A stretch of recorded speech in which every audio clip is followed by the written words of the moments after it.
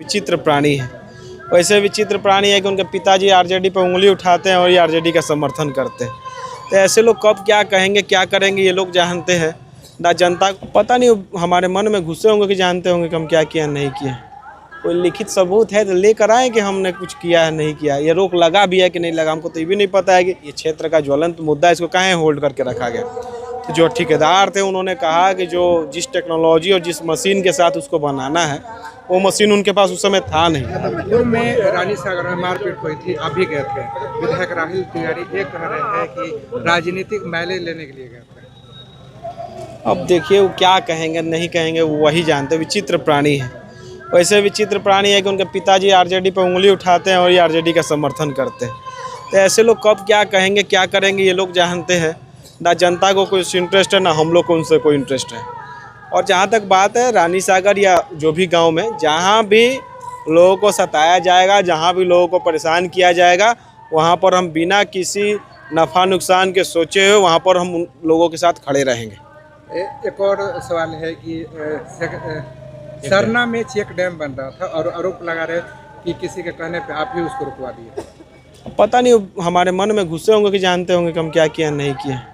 कोई लिखित सबूत है तो लेकर आए कि हमने कुछ किया है नहीं किया। ये रोक लगा भी है कि नहीं लगा, हमको तो ये भी नहीं पता है कि रोक लगा है कि नहीं लगा है। और अगर कुछ ऐसी समस्या हो तो हम देखते हैं विभाग के अधिकारियों को बात करवाते हैं कि भाई रोक लगा तो क्यों लगा और नहीं लगा तो क्या लगा और क्या समस्या है, इसका जाँच अगर वो कह रहे तो हम करवाएँगे।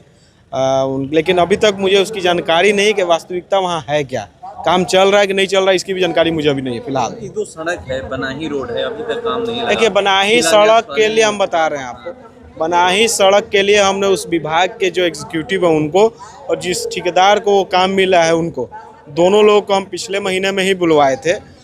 लगभग दिसंबर के एंड में वो समय था, 27 से 28 तारीख को हम बुलाए थे।